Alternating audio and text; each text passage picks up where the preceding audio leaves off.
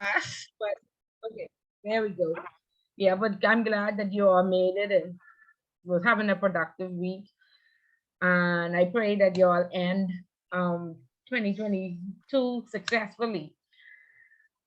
This is class 8, and so right now we need to, if anybody is having an issue, if we are having any issues with the classwork, for the most part, everybody should have gotten their homework grade.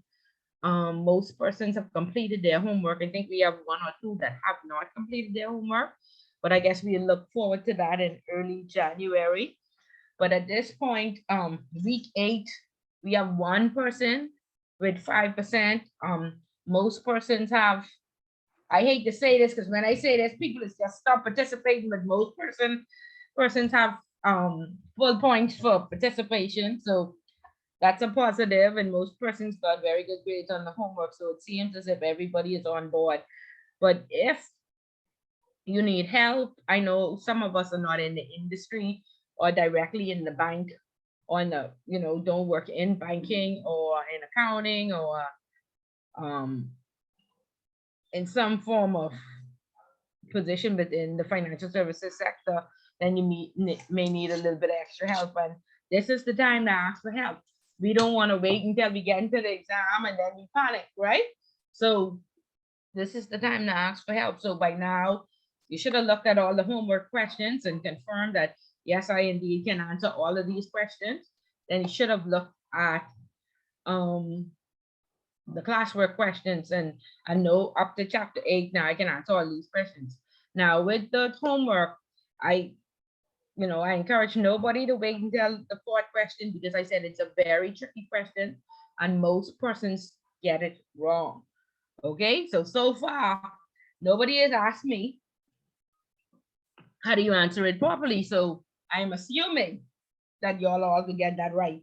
Y'all all know how to answer that question. But like I said, we can wait till January for that one. But please do not leave the class unless you're absolutely certain on how to answer both homework and classwork. As of course, all of those questions were past exam questions. And it's a possibility when the test bank just pulls out the questions, there's a possibility any of those questions can be there. Okay, so at minimum, you should go into the exam knowing how to answer all those ones. Okay, now where my concern is that this 5% persons is cry for this 5%, but today we have one person who has this 5% now. So I don't know if y'all don't need it. Y'all can let me know, and that's fine. I won't worry about it anymore. But I'm certain that the first class in January is the last opportunity to get that 5%. And I definitely don't not want it. This is what always happens.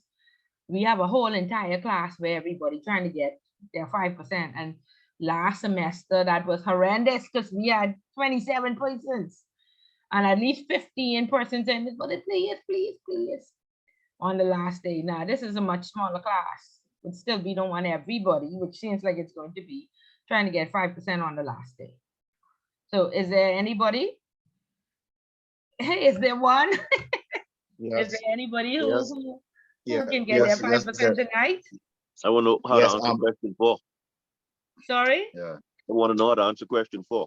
You want to know how to answer question 4, so you've already looked at it? Yes. Okay, good. All right. Anybody else looked at question 4 yet? No? Okay. So we'll talk about question 4. Ms. Bullet, Are you getting your 5%? Yeah. Is this 5? Refresh my memory. This 5% is for what? For the participation in the the civic organization. Yes. Kiwanis, or a seminar or whatever you've been to, and you share with the class. So you get your 5% tonight. Yeah, I get my 5%. Me, okay. So having heeded to your clarion call last class, I think one of our classmates reached out to Rodney. Rodney is the plug for every organization. Right, right. Yeah. So he Okay, sent us good. he sent us 2 invitations for Toastmasters, and so me and I think 2 others attended their Toastmasters meeting on Wednesday last week. And the Two name others of from this class or from somewhere? yes, yeah, I from this class. Oh, okay. But they Yeah, what their points say or they in here? but they were all in here. Okay, okay. Yeah. That's the East Central Archdeaconry Toastmasters Club.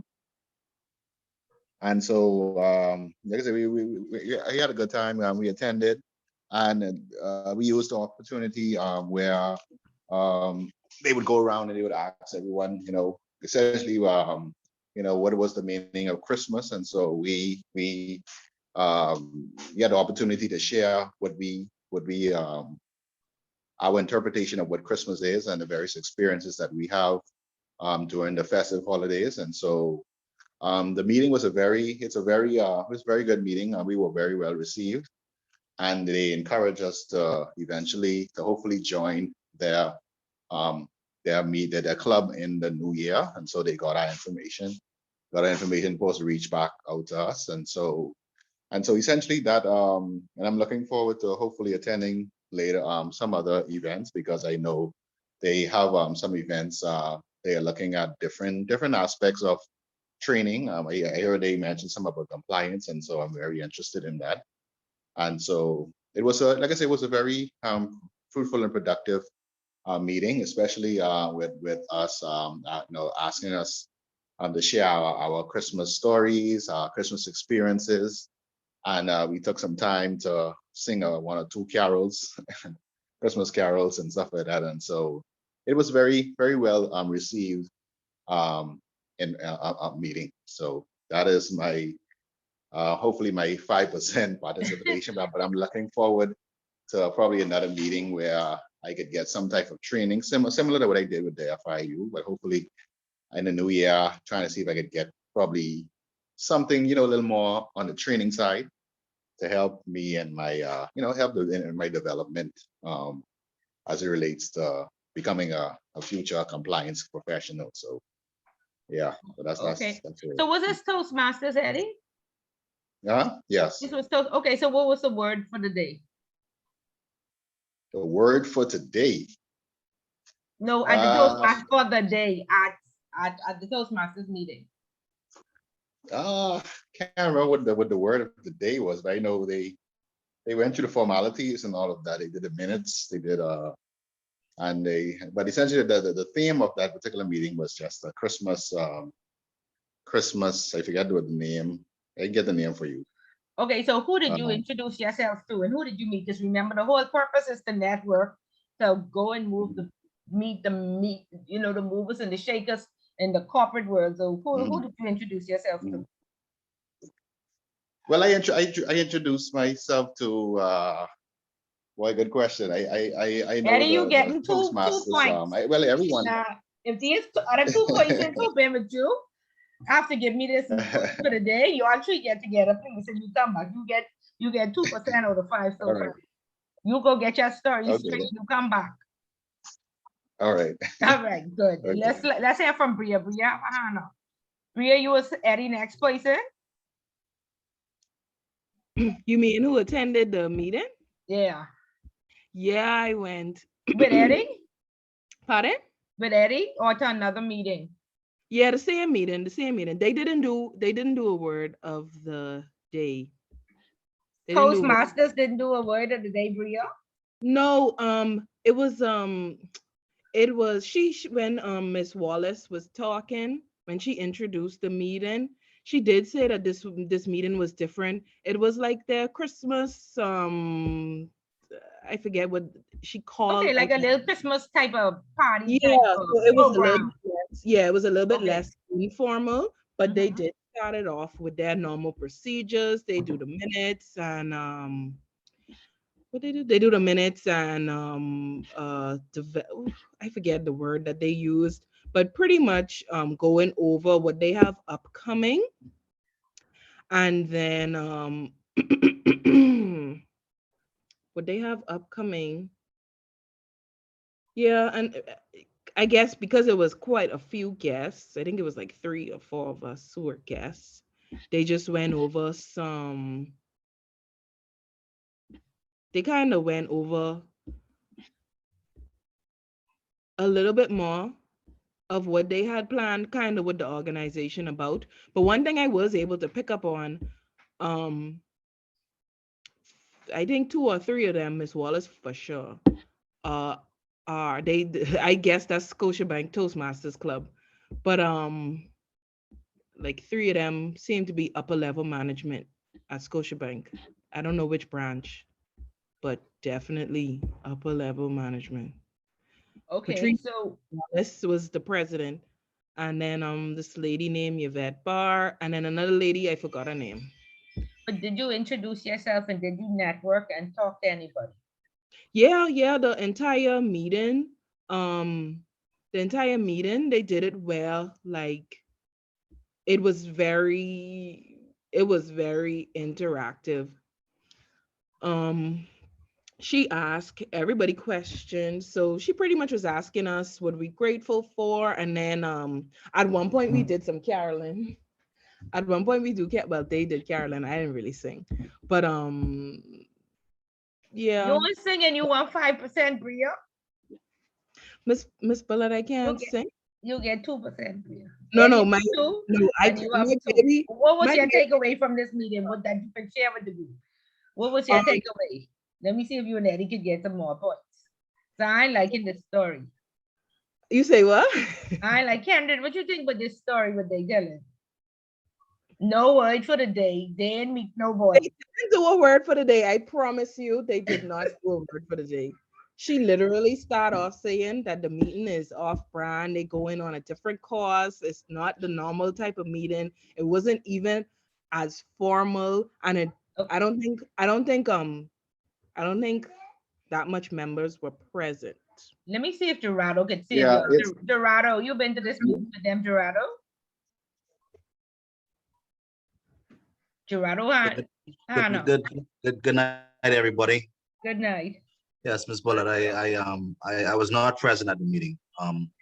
However, my question is the 5 point only stipulated for like Toastmasters? No, it's Like Toastmasters, Kiwanis, any Key any Club. civic reason the reason I'm asking is because I'm an active member of PEPs. You're an active member We of have monthly where? meetings all the time whereby PEP Alpha fraternity. Okay. Yeah. And the whole purpose is to network, Dorado. So do you know you are part of that group, so you know those people who were there, right? Yeah, Right. So we want you to step out and we want you to meet some new people.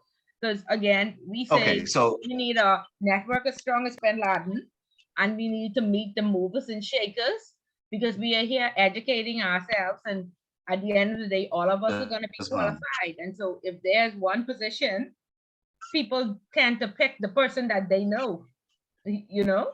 And so, okay, so can I ask my fellow classmates, please, if anybody is being invited to another meeting, please can you inbox me date and time so I can be available as well. I said, 5 points goes a long way.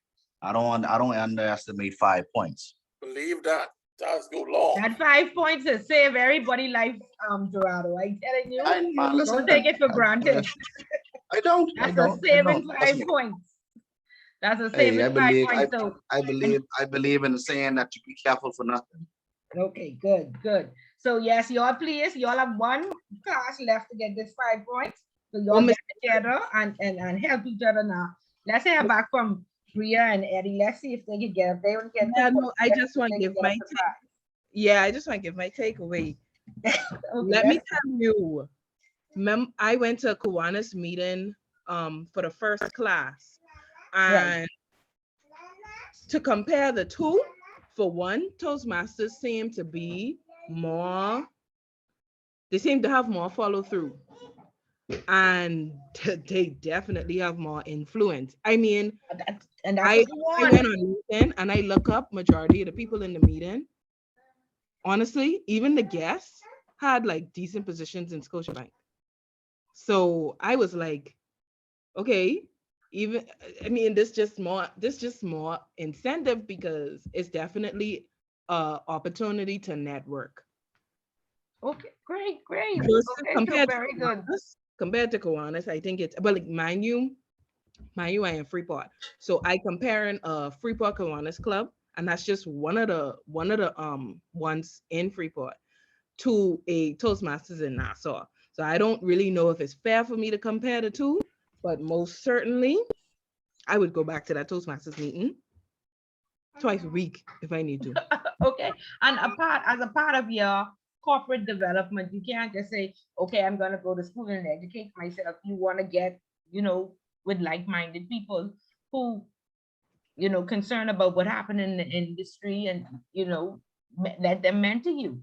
And Right. then you find somebody at a lower level than you who you can mentor. Okay. And so hopefully at the end of the day, we have educated, qualified persons in these positions. Because I think our biggest problem is that we don't have sufficient experience along with sufficient education to Right. the people who hold in the top positions. And so this is why I want you all to get out here. And And everybody knows somebody. So, stop all this cousins in the church and this and that. Get to know these people. and you know one thing too, they were extremely interactive with the guests. They were sure to include us in everything. And it seemed as if they were familiar with maybe one or two of the guests, but I felt I felt included and I felt like they engaged a lot. Okay, so very good, very good. So it wasn't even like one-sided in terms of networking. It was definitely they also put that effort out there to get to know people. Okay, so very good. And that's the type of club you want to be a part of, or at least visit, so at least you won't feel intimidated and like, Right. not a part of the group. So that's very good. Let's see if Eddie could get it. What's your takeaway, Eddie? Let's get this 5%. My greatest takeaway from the meeting is, like I said, is their inclusion, also to the whole organization itself, how their whole purpose is to outreach and to help their community. They briefly discussed some of the upcoming events that they have planned for the new year, which I plan to attend.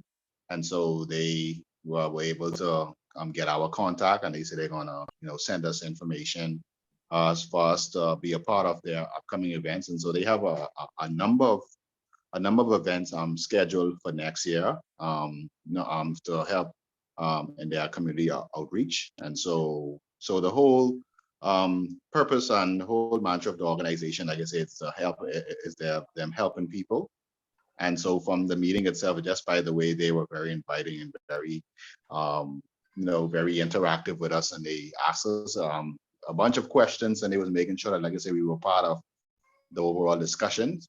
They called upon, like I said, they was calling upon us to sing and all of that. So the whole Christmas carol thing. So I thought that was kind of funny. But it was it was just done to the spirit of promoting camaraderie among us, even though we were guests and all of that. And so, like I say, look forward to attending the events and hopefully joining that particular chapter or club.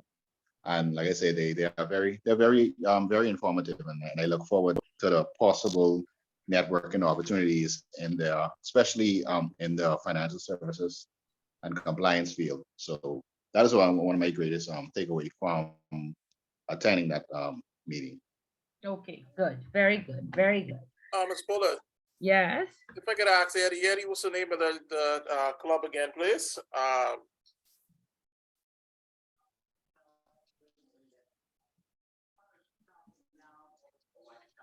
Where do they meet? Eddie must he step away. Eddie, you still there? Eddie must he step away. We'll ask him. He should be back soon, hopefully. Yeah, no, I mean, I was trying to unmute. oh. Yes, yes, East Central Dick Country Toastmasters Club, and that is part of the Anglican Diocese. All right, thanks, man. And where Yeah, do they so meet? Where y'all did it virtually, right? Yeah, virtually. Yeah, we did it virtually. Yeah, so they meet every I think it's second and fourth Wednesday of every month. Okay, and can you send Kendrick the link and so he could, or the information, so he could, if he's interested in it. Yeah, I need I'll the get 5 it. points. Miss Bullet, I straight, right? Are you straight, Kendrick? You straight. All right. I mean, I guess saying for your development again, as you Yeah. continue on in your training and your learning, even if you're not in the class, again, you want to attend seminars. You want to join BACO as a student.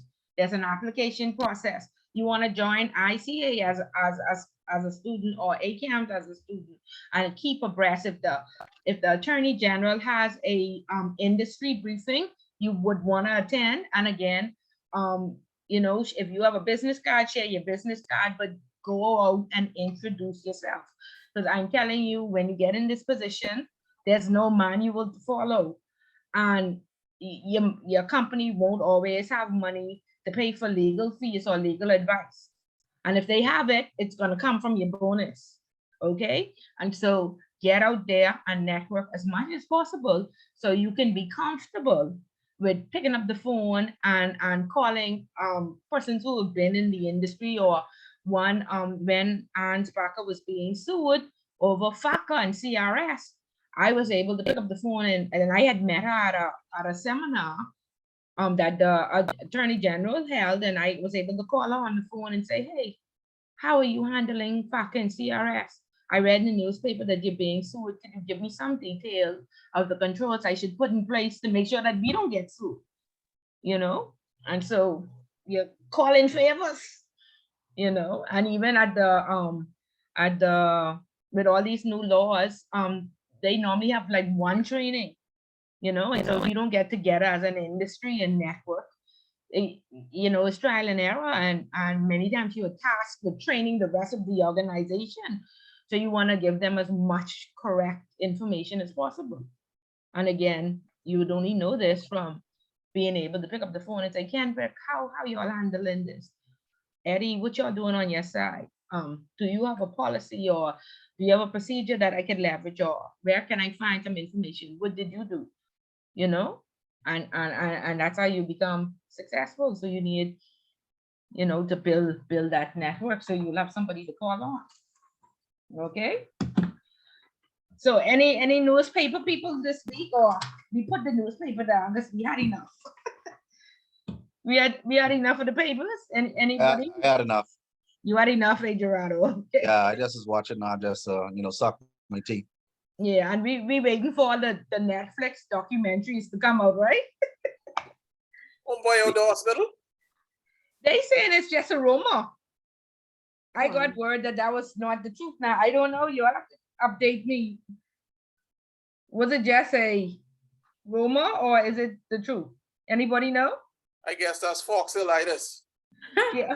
Who's our fact checker in the group? Eddie. The senior officers of the High Command of the police force were visiting the deputy commissioner who is ill. Okay, and so they just added SPF in that to just keep the story going. Because they saw a number of the black SUVs, all of the senior officers and the assistant commissioners drive those vehicles. So once they saw police vehicles, they were of the opinion that something was going on, but it's only that the deputy is in hospital. Oh, okay. I hope he is well soon. Okay, good. And then there's another story about there are too many rats in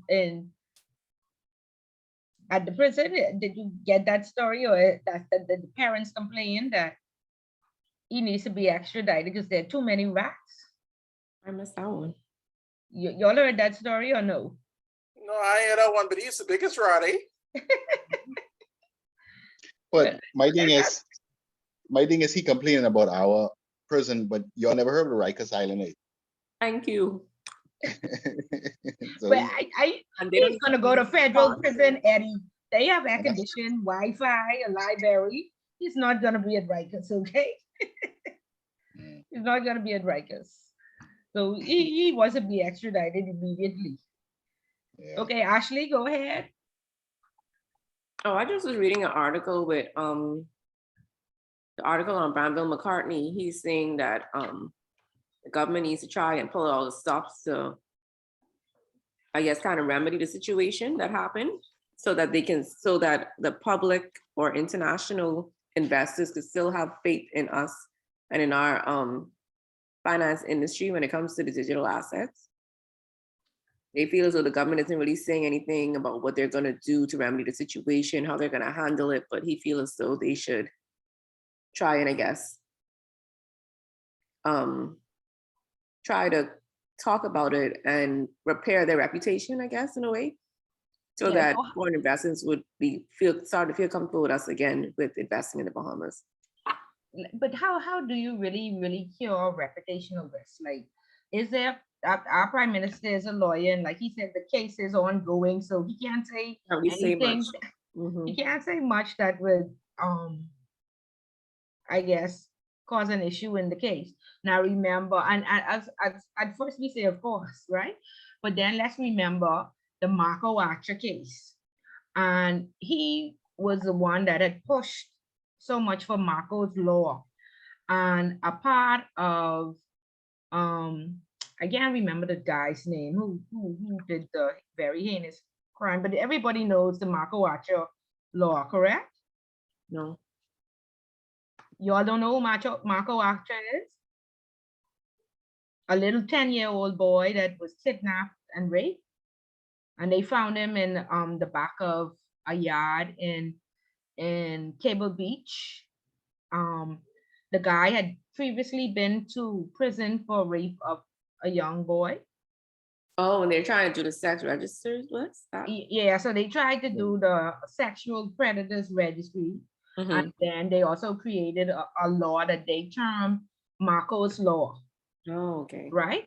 And a part of, and Julian could correct me because he would probably know the details, but a part of the case where he was ordered a retrial was because there was so much publicity, and the deputy prime minister had constantly talked about pushing this law, so he did not have a fair chance in court as to say prove his innocence. Mm. Julian, am I correct? Are you familiar? With respect to Marcos, Yeah. yes, ma'am. Yeah. So right. So he was ordered a retrial, and everybody's had time because he said because of the media, because of the prime minister, or I think he was deputy prime minister, because of the publicity, he was not given a fair trial, and so they retried him, and luckily he was charged, the second time and put away. But yeah, so I do understand from that aspect So because they're trying to avoid it that. has happened already, so. I guess, and I don't think there's anything that they could say.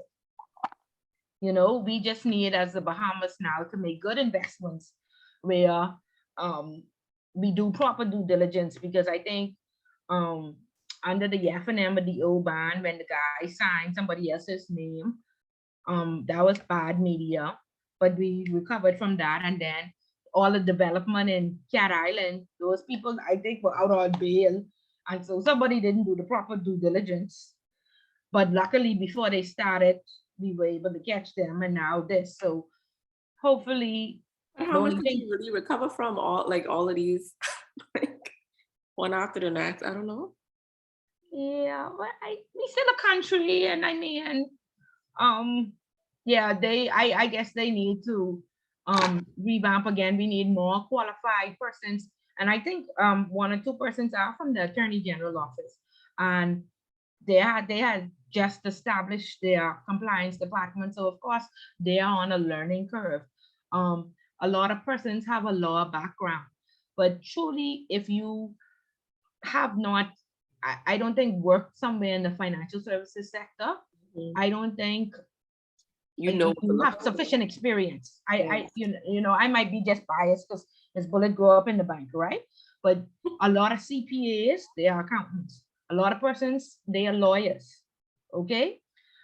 I don't know if they fully understand, you know, compliance and how the ins and outs like of the financial services sector, you know, works. And so before they get the position as compliance officers, I would recommend that they either work in a web shop or in banking a bank, just to see the ins and outs of the Mhm. various departments, so they would then know how to make it compliant. That makes But sense. because they already have those titles, that LLB and that CPA, they are pushed straight to the top. Mhm. And that isn't always good, because you would need to know how to keep an, you would need to know some information on, let's say, the teller department in order to keep it compliant, and on credit, and on finance, and on HR. Yeah, I was just saying that to somebody today about someone in a high position in where I am now. And I was saying they're in a high position now and they're asking us questions like, oh, how is it keyed like this? And I'm like, how do you not know if you're in that high Position. position? You looking down and you're like supposed to be over operations and everything. You should know that being all the way up there. Right. And so actually they just wasn't trained. Yeah.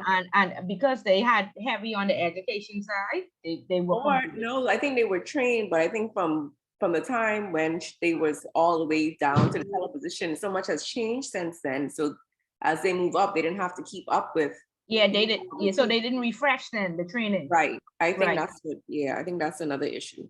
Yeah. So again, and this is why I say to keep current, keep reading the newspaper, attending seminars, and then ask for cross training. Yeah. Okay. And let me tell you something. There's no way 2 weeks of training in any department will help you learn the department. I know. Okay, there's no way. And so if you're there for 2 weeks and think you will get an idea, you need to be there for 2 years. Okay, and that's what I did in Royal Bank. I joined nobody wanted to be in the relief pool.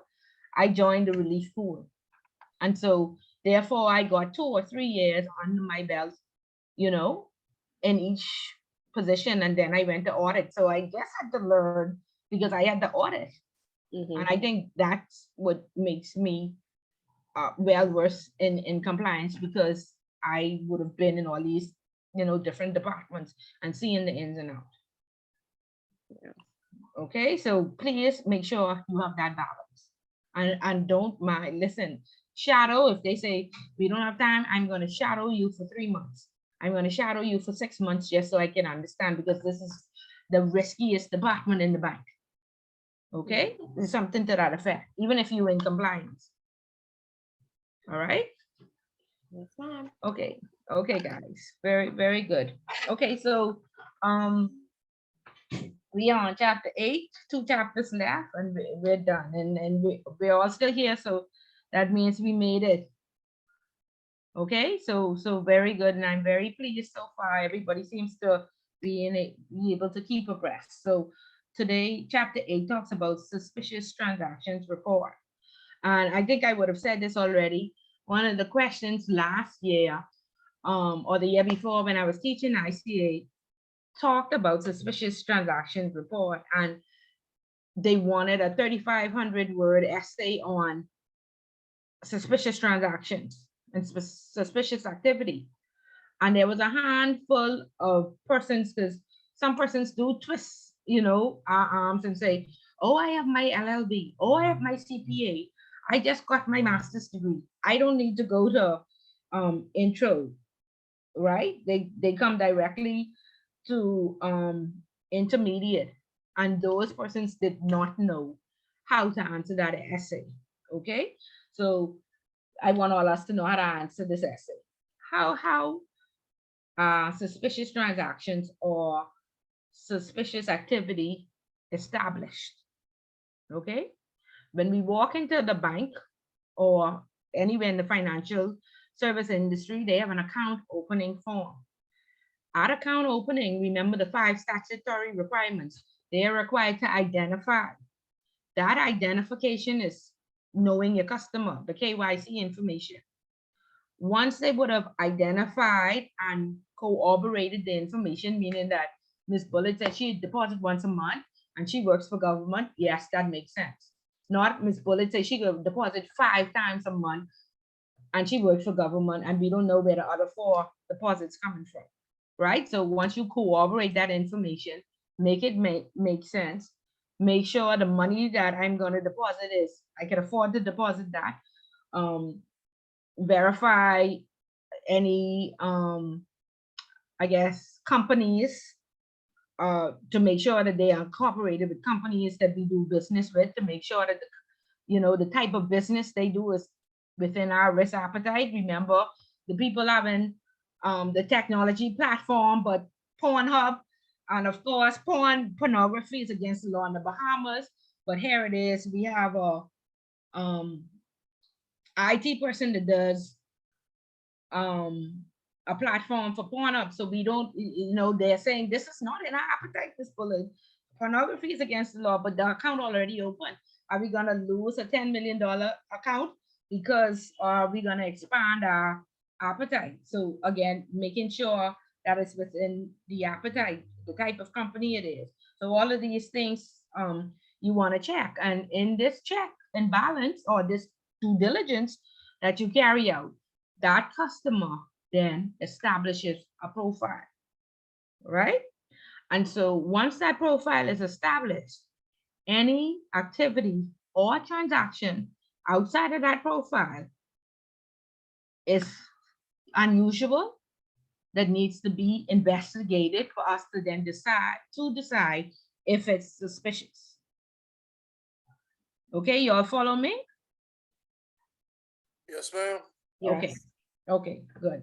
So we've established this profile, and last week when we talked about risk ratings, we saw that there are some tolerance levels. So if Kendrick says he's gonna deposit $5,000 a month, we have corroborated that. We see that that's his salary, and he deposits $7,000. We normally say we have a 20 or 30% threshold, and we won't call Kendrick for the extra $2,000, right? We know it's Christmas. We're gonna assume that Kendrick got a Christmas bonus, right? And so it's Christmas time, we ain't gonna call Kendrick for that, okay? However, your threshold shouldn't be, or your tolerance level for over the limit shouldn't be 50%. Because if Kendrick normally makes $5,000, but he got $10,000 for bonus, then we should be calling Kendrick and say, Kendrick, will you get $10? Where you work? What's going on? Is this all your Christmas bonus? And Kendrick may say Christmas bonus, back pay, or whatever. And we say, well, send us a copy of your pay stub. He sends us a copy of his pay stub. We see that it's the address or the company's name and it's legit. And this look like all the other pay stubs. And we see the breakdown that says it's indeed a bonus, then fine. We have no issue with Kendrick. However, a lot of people know that this is Christmas time, and so they take advantage this Christmas bonus. The bank expecting us to get a bonus, right? And they keeping their fingers crossed that they don't get caught. Go ahead, Gerardo. Gerardo, you have a question? Yeah, Ms. Bullitt, I remember a time about 2 years ago in Central Bank, about 3 years ago in Central Bank, when they were winding up their pension pocket from a particular agency and crossing over onto a new pension pocket. There were so many persons within Central Bank monies had got frozen that day, because like they collected like masses amount of money, and the banks were trying to find out like what in the hell was going on. Now mind you, weeks before they had sent out HR, that is, had sent out to the local banks via correspondence that, hey, it's switching over in person's pensions. Some persons are electing to take the pension, and they're going to be having massive payouts, and what you're saying resonates, and it makes sense, because as I now start with this compliance journey, I'm understanding why it is that the onboarding process so long within these commercial banks. Like I just recently opened up an account at Scotiabank for the first time, and prior to that, I was kind of lost as to why, the process. Everything in life is a process, but just if you know the process, then you know the next question that is going to be asked. And it was so funny as the lady, as the officer was processing me, I was able to basically, kind of prompt her, and she's looking at me like, she said, "Are you in compliance?" I'm like, "Well, I'm actively, in a class and I'm just learning." And she was like, "Well, you're doing extremely well." So she was like, "Whoever your teacher is, just give her mad kudos because clearly you're learning." So I just wanted to tell you, Ms. Bullock, Taylor learning. Thank you, Gerardo, and thank you for going out there and representing. Very, Hey, very good. can I get 2 points off of that? No, you need to network. You need to build up that network. But you in one of the strongest organizations in the world, right? Right behind the LGBT, the second strongest in this list, Miss Bullock's opinion, organization is in the world is like those sorority groups. So you have good support. So keep it up. Very good. Very good. Okay. So yes, exactly. This is why, and before we knew this information, we would fight these people miss. How much information you need? You need blood. You need my children's birth certificate too. Yeah, But I of course, be telling them this now when they do banking, I'd be like, no, you need this before you go ahead of time, so they don't have any issues. correct. All to Correct. carry. Yeah. Yes. So very good. And it's all about educating our persons and saying this is the importance of it because of the amount of terrorism, because of the amount of money launderers. This is what the bank has to do. Go ahead, Eddie. Yeah, and in relation to STRs and PEPs, right? I wanted to know, I know, well, generally a PEP would be someone who has either served in public office or is associated with, well, a PEP will be a person who would be, I guess, exposed to the political arena who haven't served in some capacity in public life, whether being elected, appointed, or whatever. I wanted to know, like, in terms of your association with PEPs, let's say, for instance, how far does it go for you to be considered a PEP in terms of you not having served? Let us say if you're a family, let us say you're a family of a PEP, and what would be the threshold to determine whether or not you would be considered a PEP?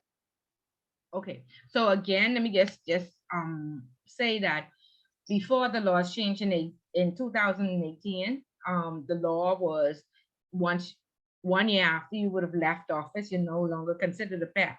However, after the laws changed in 2018, central bank just removed that. So we didn't really know what the new law was. So what central bank told us was that each institution has to come up with their own policy in regards to how they establish PEPs.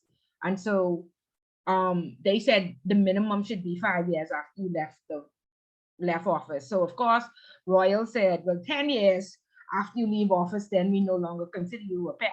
And then another bank that I worked with said 5 years, but then we do a thorough update, a client review on you to find out if you're a consultant, if you are on the campaign trail. And we would definitely have to watch that election to see if your name was mentioned anywhere to determine if we should remove you off your PEP list. But the definition is, again, remember, another paper was on this explained who a PEP is, and in each country, it depends on what the country's law is. So the Bahamas just says, like, anybody from permanent secretary and above, and then the commissioner and the deputies of both the defense force and the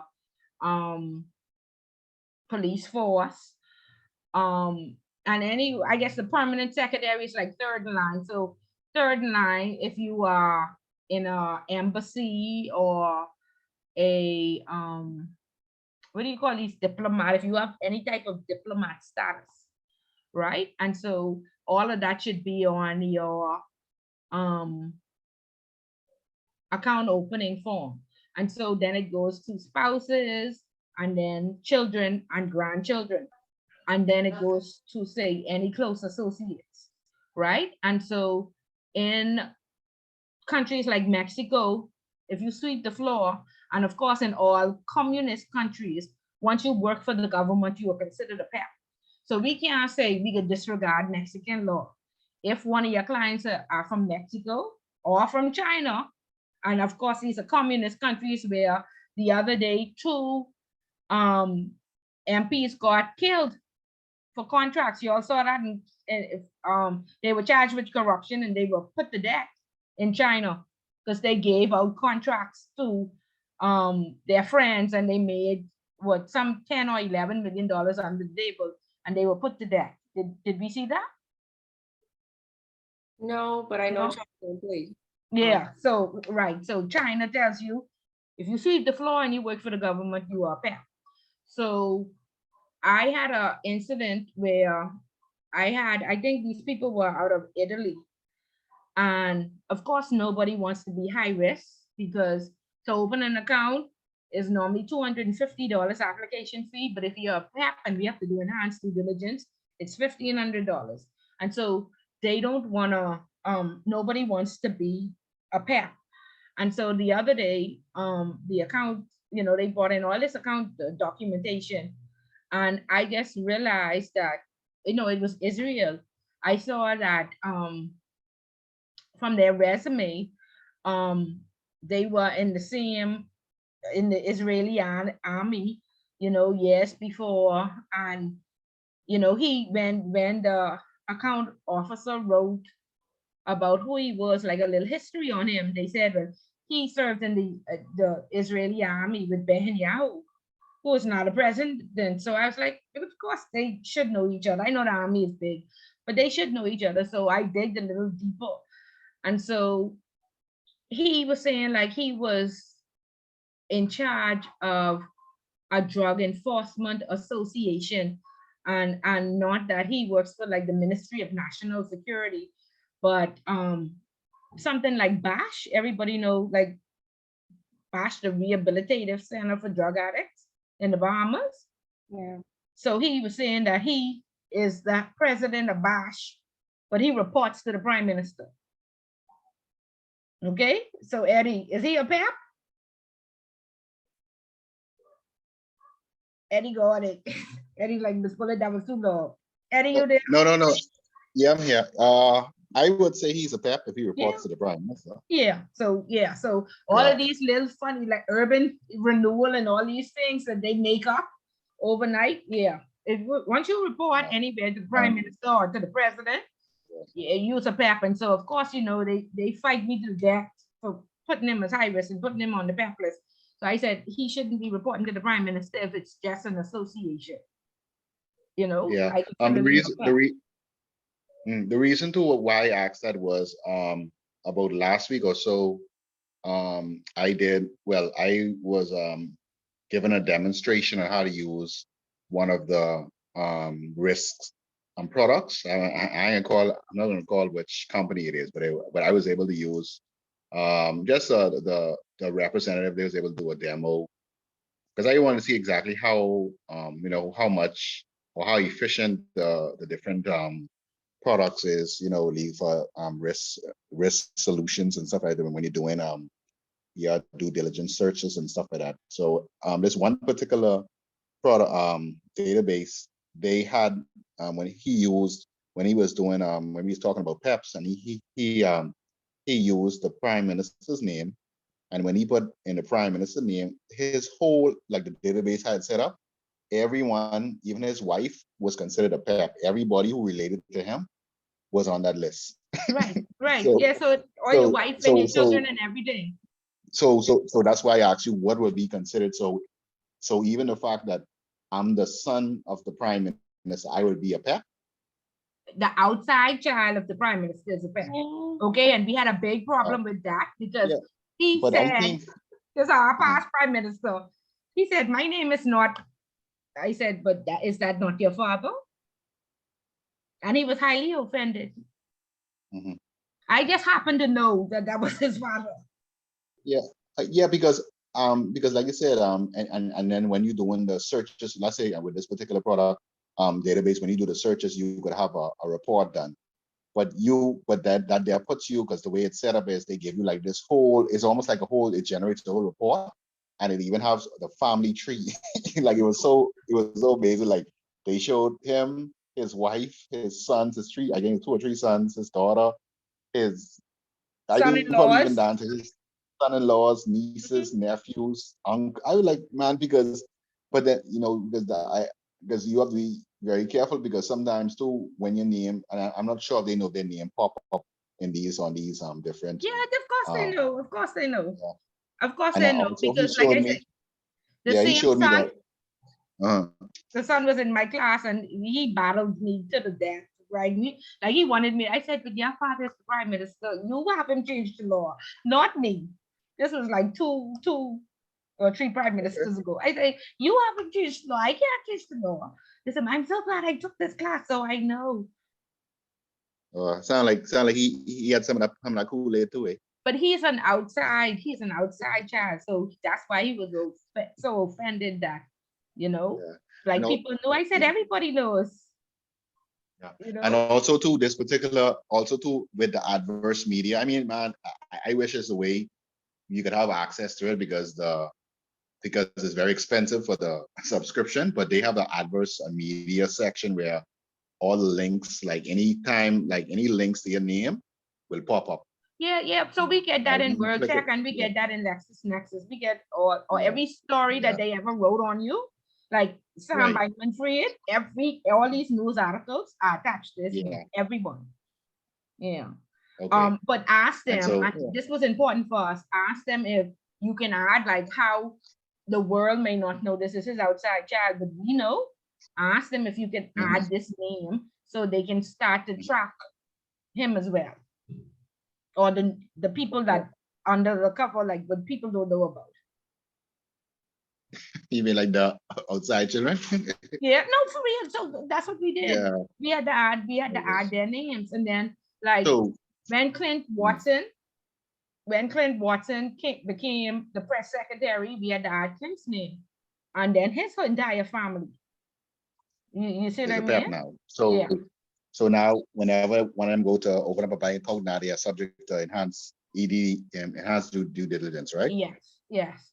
And Mm. Anthony Noble. Anthony Noble was the first one we added. Then Clint. What if he appointed a justice of the peace? No, that's just like what you call it, uh, uh, But isn't a it a lawyer. political appointment? Well, No, Rodney Munker was added because he sat in the Senate for a month or mhm, however long, but not because he was a yeah. JP. Yeah, so no. If you But in order, affiliated yeah, in order to yeah, get the appointment, it must be some type of political connections or yeah, connotations for you to even be considered. right, So, right. And okay. a lot of times, like when Davis and Co was open, people just did not added them, did not let them be on their accounts because it was just too much. And Mhm. definitely now, if your lawyer is politically inclined, it's crazy. You pay all kind of extra fees just Yeah. because he's signing on your behalf as power of attorney. Yeah.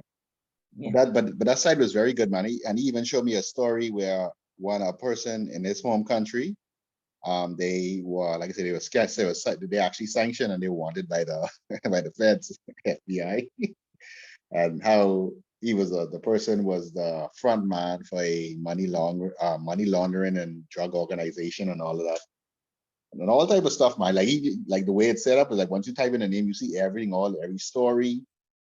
And then also it took you to the sanction list where he's actually sanctioned and he's also wanted. We went and they have links to the what is FCA? I forget the name. FICA. It's a site FICA. with the FICA. They have all sorts of bodies in No, FinCEN, yeah, FICA, all sorts of yeah. Is that local site that you go check see if someone's sanctioned in the States? I think it's F something. F something. We went through it before when we OFAC. did the OFAC. sanctions. It's OFAC. OFAC, The yeah, office, yeah, OFAC, yeah, that's the yeah. American government site, OFAC, OFAC. Yeah. Uh-huh. Yeah, Yeah, but but compliance is very, very expensive. okay. Yeah, and then the banks Yeah. pay, you know, and this is what you need to do for these next, for this chapter and the next chapter. And I always encourage everybody, go to your institution, find out what are your money laundering softwares, right? Especially if you work in account opening or in compliance, you need to know what is automated and what you have to do manual.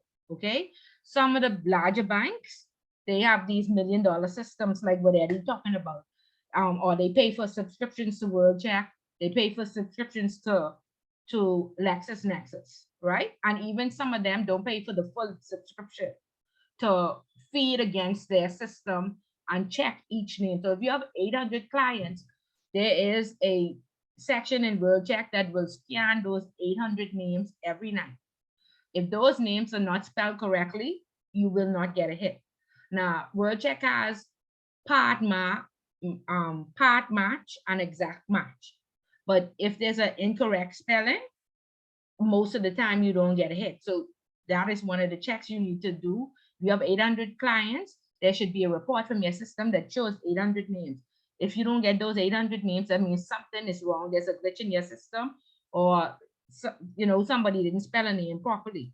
Once those names are spelled properly and showing up in the system, remember in Dirty Money with the HSBC and the Mexican drug lords, they were able to have those accounts because they put hyphens in the system, or how I have a little dot after miss, or again, people were in the system is Miss T Bullard, who that is, so you won't get a hit. So no hyphens, no dots, no apostrophes, and those names will scan every night.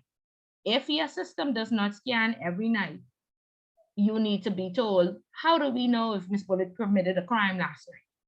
How do we know if any of these 800 customers went to jail? Okay, those are questions that you ask. Then in terms of activity, like Eddie said, these systems are very expensive. Eddie is a government employee. He makes $5,000 a month. When he deposits $10,000, how do we know? I wish I did. I wish I did. Sorry? Yeah. So how do you claim it, Eddie? Yeah. How do we know? How is there a report that will spit out this information? Is there a system that's specific to these profiles? Can we add this information in the system, or is there a threshold? At Royal Bank, the threshold, because of course we work with high net worth clients, it was $100,000. So the people who only could afford 50,000 and had a profile of 50,000, how did we know when they went over their 50,000 if the system only spits out a report when the people deposit over 100,000? So these are the questions that you need to ask.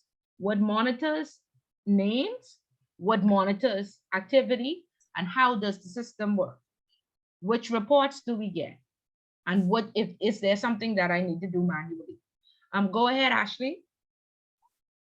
Oh, I had a question. So I actually just did a new employee AML training today, right, at work. And we were talking about the same thing, suspicious transaction reports. And someone had asked, was saying that, oh, so what if I have an account, I guess, let's say I have an account at RBC, I have an account at Scotia, I have an account at Royal.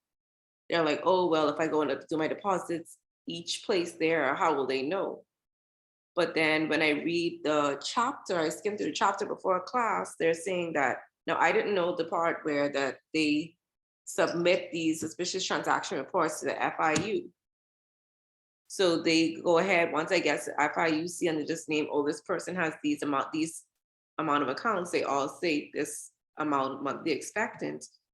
But every month they put in their monthly expected supposed to be 5, but every month I guess they put in 5 to RBC, 5 to Scotia, 5 to First Caribbean.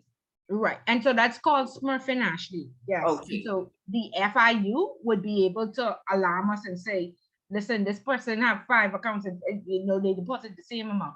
And again, with AML, we can only mitigate, we can't eliminate. Okay, so we could put controls in place to help catch the money launderers. Some will slip through the cracks.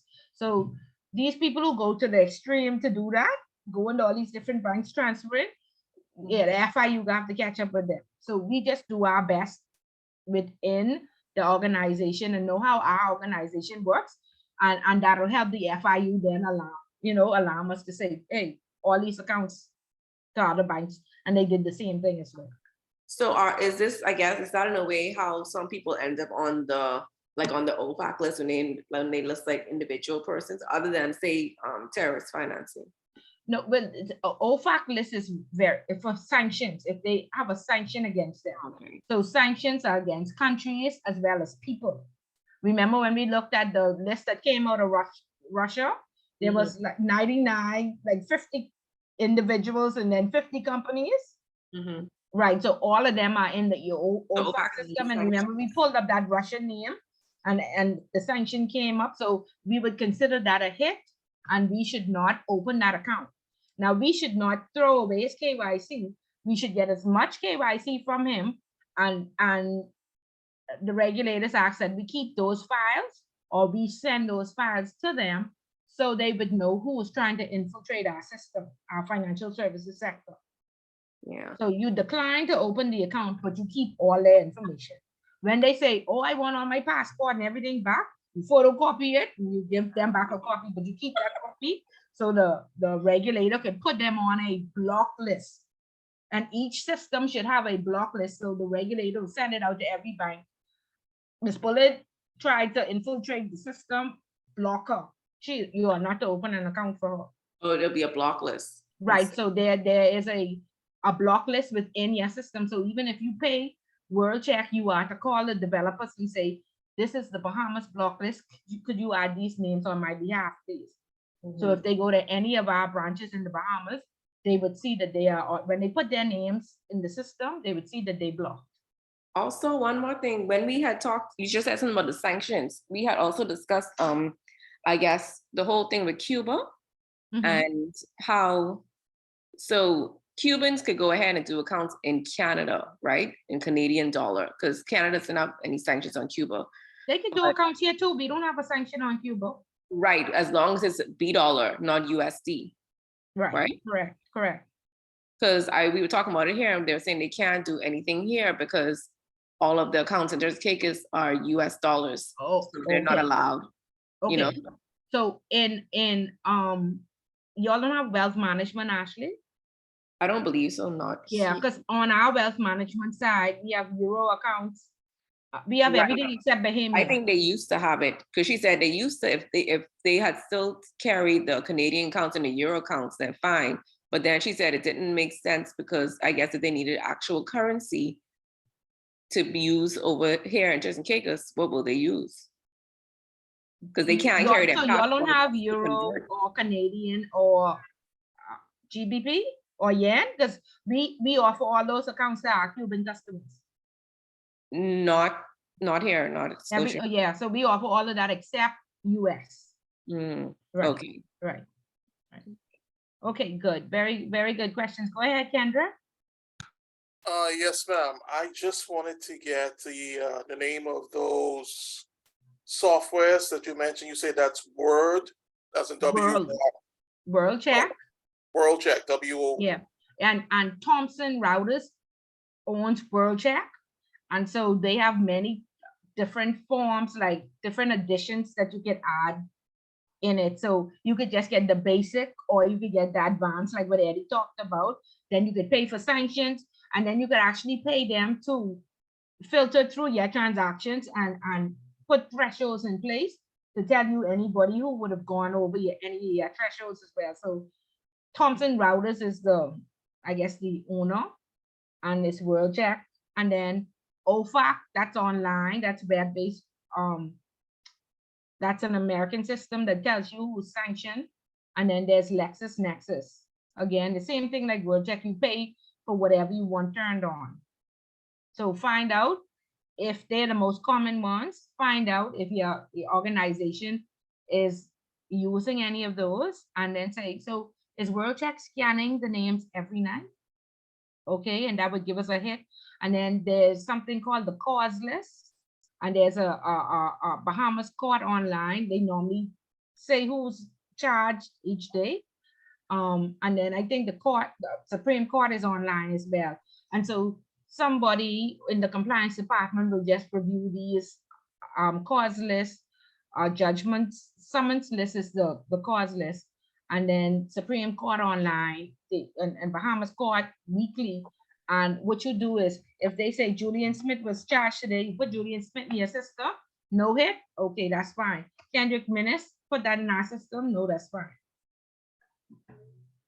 Okay, so find out what are we using, and then find out, do I have to do something manually?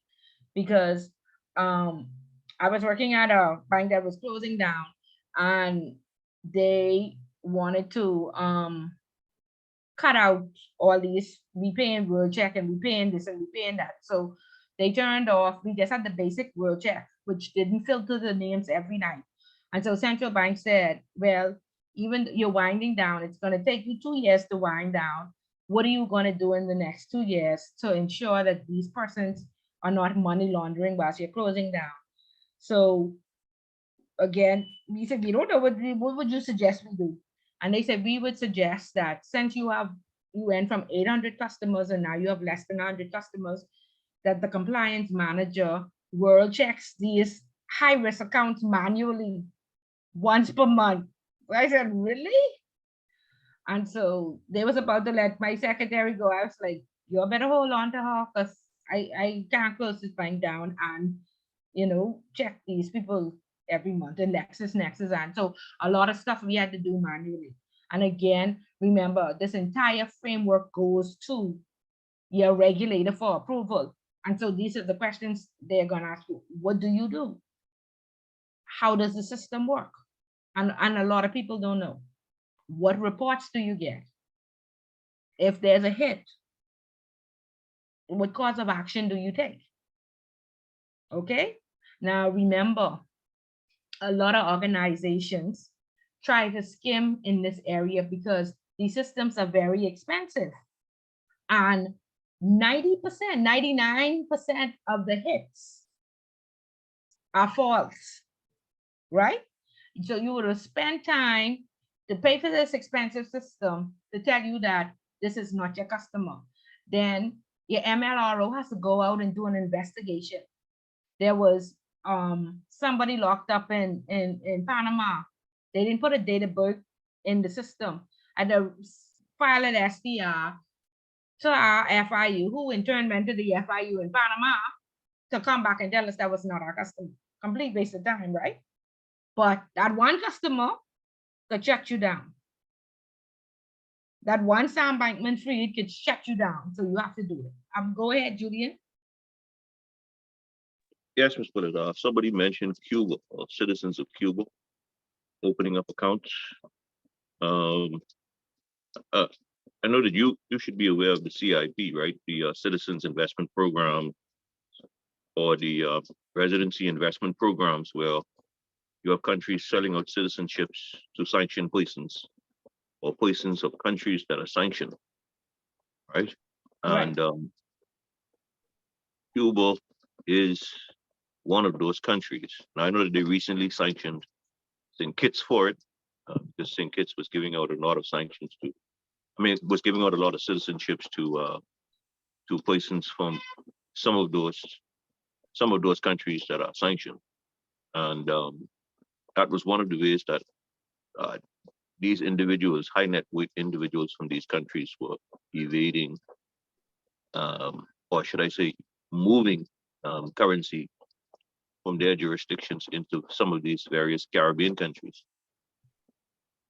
Okay, correct. And I think we did it during the pandemic, where we told them, listen, come get a citizenship and study online, or come get a citizenship. I think we did something to that effect. However, the Bahamas does not have Cuba sanction. Canada and America has Cuba sanction. The Bahamas does not have Venezuela sanction. Remember, most Americans catch a flight to Bahamas and then Air Cuba takes them to Cuba, right? And so and we have a big Venezuelan book. We used to have a big Cuban book back in the day. So that's why we have to look at America sanctioned this and our sanctioned this. And our sanctioned this, remember, we looked online added under the Ministry of Foreign Affairs. So yeah, so what did they stop our program, Julian? But they put on during the pandemic? No, they didn't. However, we did sign on to the CIP. Okay, so that means then we can't do it for Cuba. We could, but again, like you said, it'll have to be some enhanced due diligence that is necessary, seeing that we did sign on as one of the signatories. Okay, yeah. So you consider those accounts high risk. Okay, so yes, so the persons walk into the institution, you have an account opening form. From the information that they put on the form and the identification that they give you, whether it's a company or a person, they establish a profile. Anything outside of the tolerance level and the profile is considered unusual. You then go and investigate. And if you do find that Kendrick just knows that everybody is getting a Christmas bonus and decided that he can deposit this $10,000, and when we ask him for his pay stub, he never shows up. So we give Kendrick a week to come in with this pay stub. Of course, we're gonna put his money on hold right away. So when he goes to the ATM to try to withdraw it, he can't get that money. And so when he calls the bank, he said, "We waiting on your pay stub. We can't release the money till you give us the pay stub." And he never brings that pay stub in. Then, of course, we write up a suspicious transaction report. Now, all of this is online. One second. Why don't I see my online form? All of this now, there's a system called Case Connect that the FIU uses. And all of this is now online. You get a username, a password, and you upload all this information into Case Connect. However, it seems like they just mimic, the system has mimicked this report. So back in Ms. Bullet Day, this was the suspicious transaction report that we filled out. And of course, nobody likes to fill it out. Normally, this is 6 pages long. Can everybody see the screen? Yes, ma'am. Yeah, okay. So this is 6 pages long. Normally in the branch, you have a 1-pager that you fill out to give the compliance officer or the MLRO as much information as possible. Okay, but this is the form that's basically embedded into the system, and this is what you fill out. And so this is the type of information that they ask you. Is it proceeds of crime? Is it drug trafficking? What do you suspect this person of? The last one I filled out was negative media out of Malaysia. This guy was running for prime minister, and the opposition party or the governing party, he was the opposition, and they thought he was going to win. And so they put out a lot of negative media about him. Of course, we're not in Malaysia. So Miss Bullet was like, this man do these things for true or not, right? And so therefore, of course, I had to select other, name of disclosing institution, full address, name of the person handling. Now, if you join BACO as a student, they'll invite you to their compliance day, MLR, row day. They have lunch and learns and various different industry briefings. One of the problems that has come up with in BACO is that when they write their name on this, if I put Miss Bullet on this and this person is actually charged in court, as a part of the docket, their name was being reflected. And so imagine who's the account officer for SBF, right? Imagine that person filling this out now. And so therefore, worldwide news to say, well, we got the FI, when a court case starts. And so now you just put that you are the MLRO because you don't want your name to appear. We have some compliance officers that are saying that every time they go for a job, they either don't get it or they have to get a letter from their lawyer, which costs them $500 to confirm that they were not a part of the criminal activity. They were just the compliance officer. So make sure you put MLRO or compliance, because you are already registered. Remember, this is a regulated function.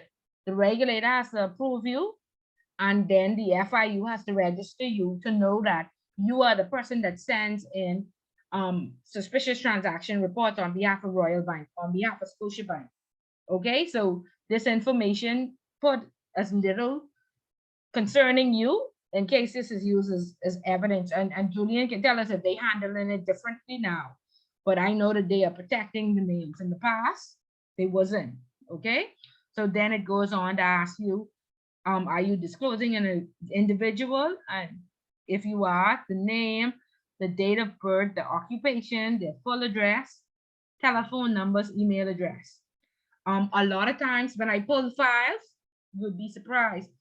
The information was not on the file, it was missing, or they never got it, or this was one of the documents that never came in, the passport expired, all sorts of problems has happened. And so you need to ensure that your account officers, keep updated forms, because you don't know when you have to file a suspicious report, and 9 times out of 10, the information missing off the file already in there.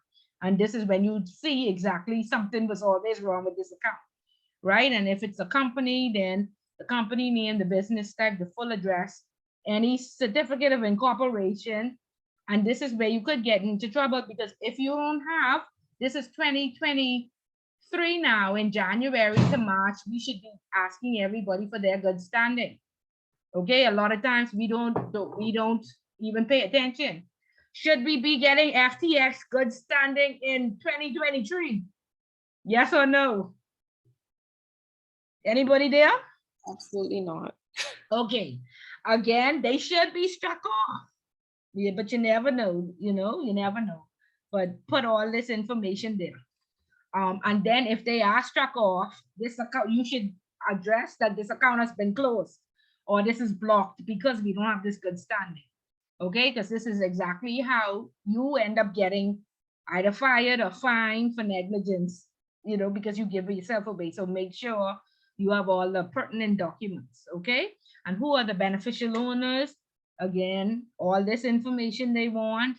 The law requires you to have 2 forms of contact. So please have that telephone number and that email address, and know the full address as well, because you can't send an incomplete form. The FIU has sent forms back and said this is incomplete, or I think now they have blocks in their system where you can't go any further if this information is missing. Okay, who are the authorized signatories on this account? Again, when I was at the Royal Bank of Canada, I signed on behalf of the Royal Bank of Canada. Sometimes they have accountants sign on, or power of attorneys, lawyers, whomever sign on their behalf. So all of that information needs to be put in. Intermediaries, anybody that is, do they have a business introducer, external asset manager, anybody else affiliated with the account? Okay, and then the type of account, the account number, the date open, and if this bike went free, this better be the date closed, and how much money is being held, and jurisdictions where the assets are held, other accounts held by the parties involved. And a lot of times persons do not link accounts, or companies do not link accounts, and that's a very big problem. Okay, because if we looking at SPF right now, we need to know that he has a personal account. He signs on 2 accounts for FTX. He signs on his parents' account, and he signs on behalf of the Royal Bank. All of those accounts need to be pulled and checked. Okay, and so if you don't have, like how Eddie said, the system pulled up a family tree, you better start drawing one and saying exactly who all these people link to. Okay, because a lot of times we say we de-risking a customer. They de-risk Miss Bullet. They close out her loan. They close out, she used to sign on the church account, but they didn't know she signed on Royal Bank account.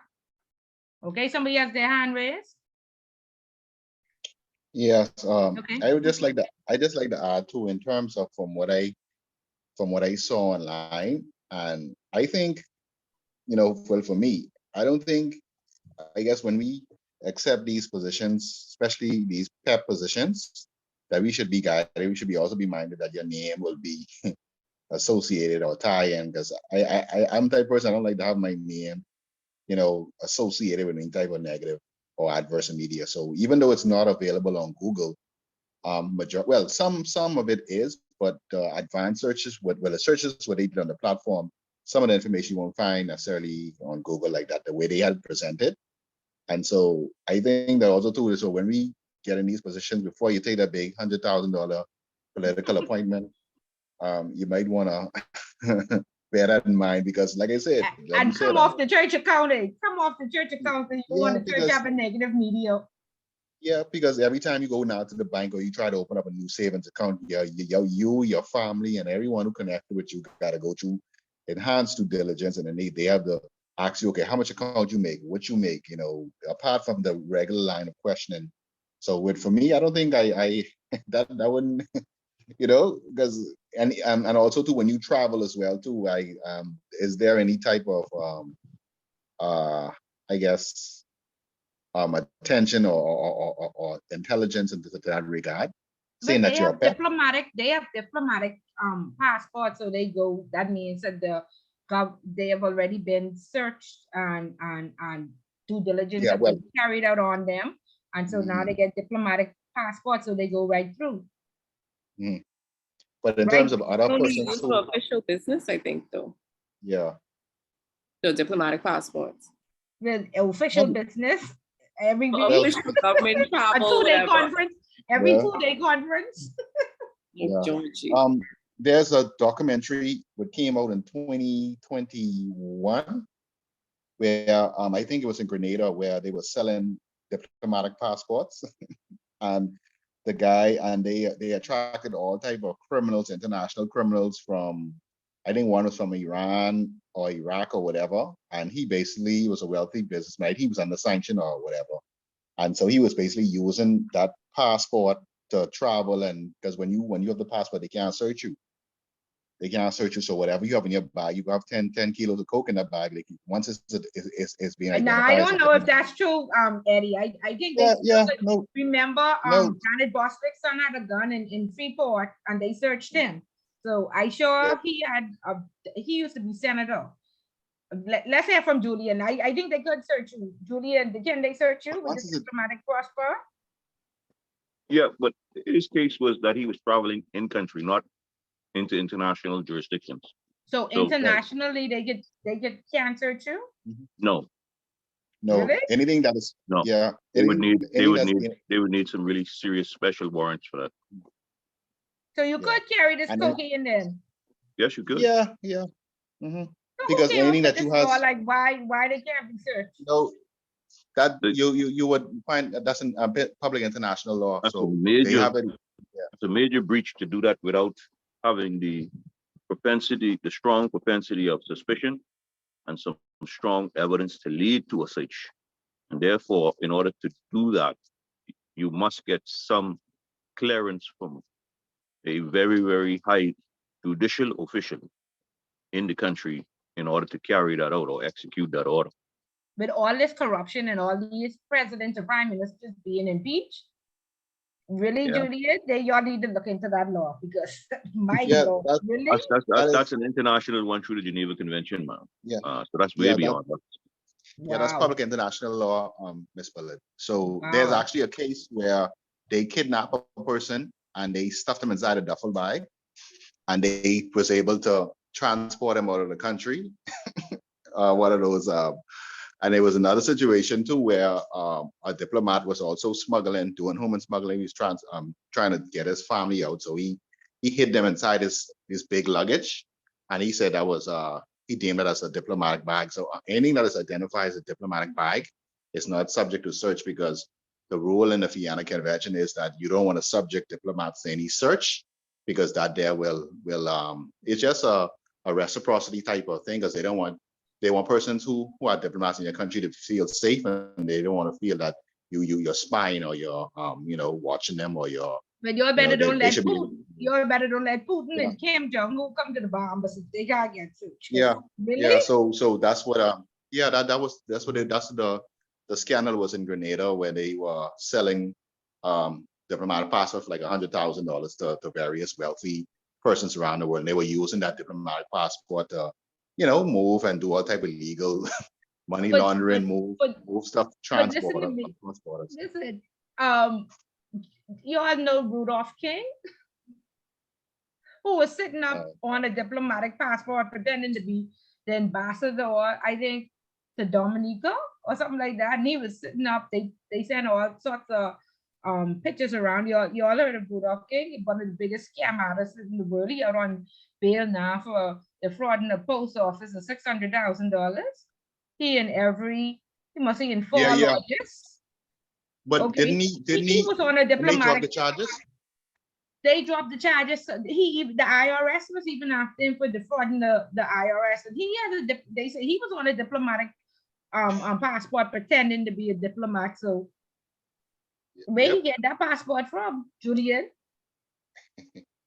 I can't talk about the brother. Okay. Like you said, he's a member of a Satan organization.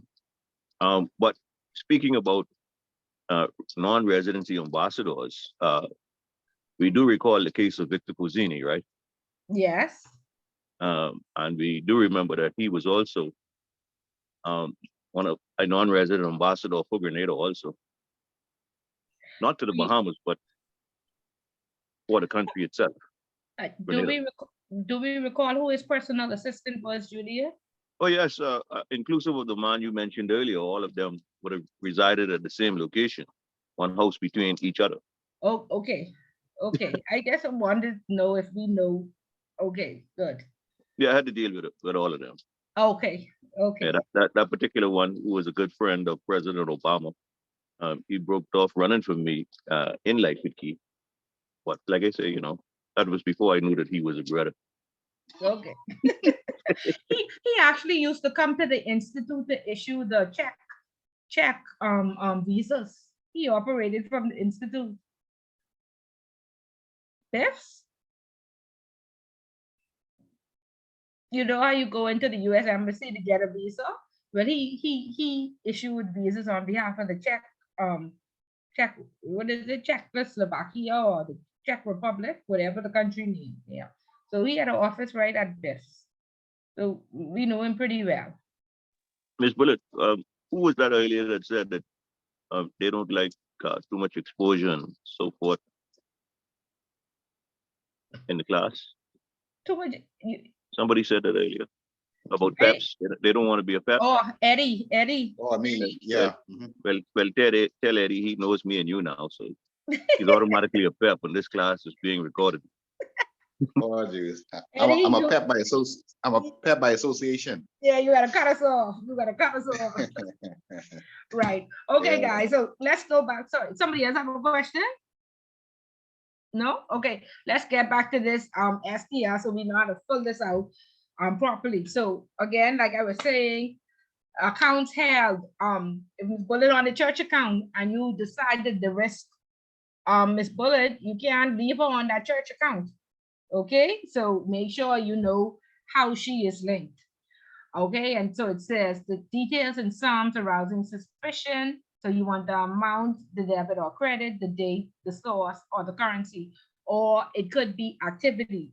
Again, my client was running as vying for president of Malaysia, and so the governing party put out, dig up all his dirt, you know, and put it out, you know, and some of them said that he was embezzling money and charged with money laundering. But again, we filed the suspicious transaction report. We sent it to our FIU. Our FIU then sent it on to the FIU in Malaysia, again, the Egmont Group relationship, and they were able to come back to us and tell us that it was just a witch hunt. He was never formally charged in Malaysia anywhere, and therefore we could release his funds. And I think he had like $8-9 million. And for months he kept saying, I'm running a business, I'm having an election, I need my money. And we had to say, we're so sorry, you know, this money is on hold, you know, and in fact, we asked again, put the money on hold and asked the FIU exactly what, you know, and he said, y'all, this is just a plot. They want me to lose this election when I become prime minister. You know, he was like, he could shut us down and everything, all sorts of threats. Okay. So all this space right here is this is why you practice writing these essays. Okay, because now you have to write an essay about exactly what happened, which you deem suspicious, and give as much information as possible. Okay, again, submitted by whatever bank, Royal Bank of Canada, position held MLRO, and in the signature, Royal Bank of Canada, because you are registered and they have your information. So try not to have your name anywhere. Okay, and so as you go down, they want statistical information to see exactly who's infiltrating our jurisdiction, what type of um, you know, grounds are we filing for, and so you say the nature of the institution. And again, this is 6 pages, and a lot of times we sent this blank, and the FIU sent it right back to us and said this is not complete. Okay, so of course mine was media, negative media, and so you would pick that, and then what type of customer, is it a long standing, is it a new customer, and you decline the account. And in your essay you say this is signed Bankman Fried, he walked in the bank straight out of jail, wanted to open an account. We got all his KYC information and told him we would contact him after we made the decision to open up the account. However, we declined, and we're sending you this information. Okay, and the criminality is suspected. And one time I put other, and I didn't put anything in there, and they sent my form right back and said, but you said other. And then I said, you know, government of Malaysia, negative media, even though I had ticked negative media, and I had also attached a copy of the articles that we had offline, you know, that said exactly what was happening. Still had to write, you know, I put see attached right here, so I thought I didn't have to write that essay. And they said, please describe this in your own words.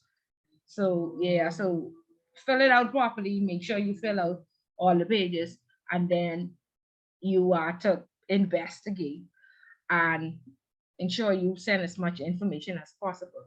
Now, once you send this in,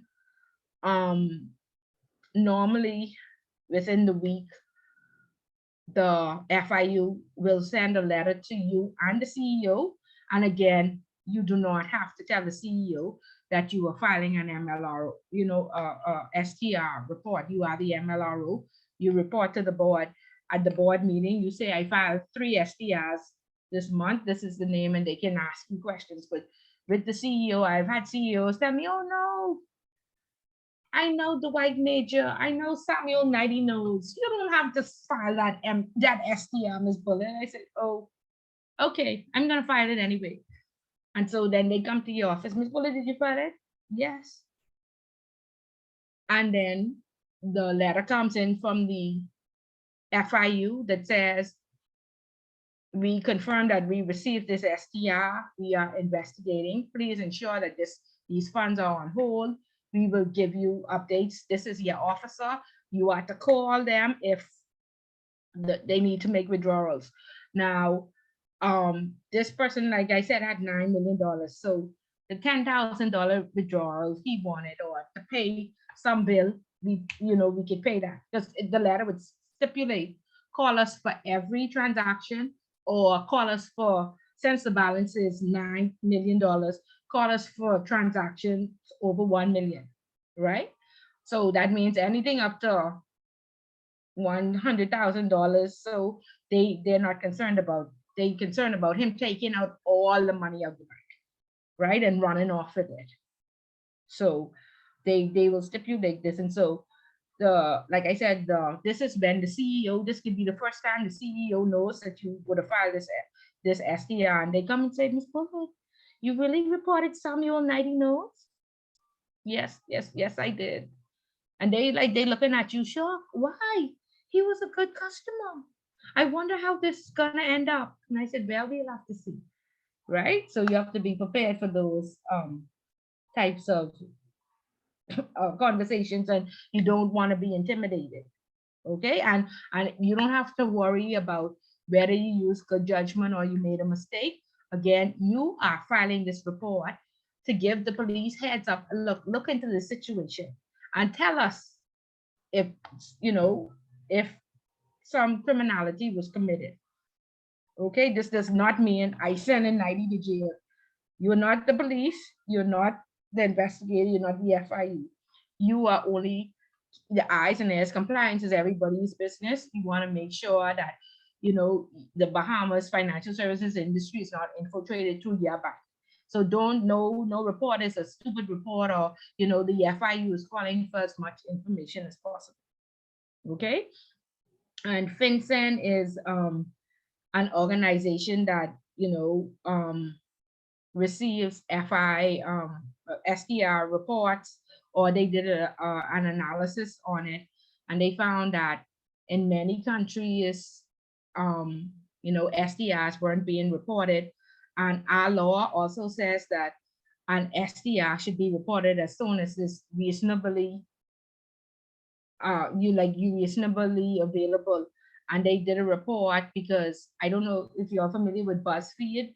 BuzzFeed excuse me, got some information from the Pandora Papers, and they leaked information from FinCEN to BuzzFeed, and they found that a lot of countries around the world were not sending in SDRs. The average reasonable date was 160 days after the crime, occurred. And so therefore, the police felt that the information shared was garbage. A lot of the forms were incomplete.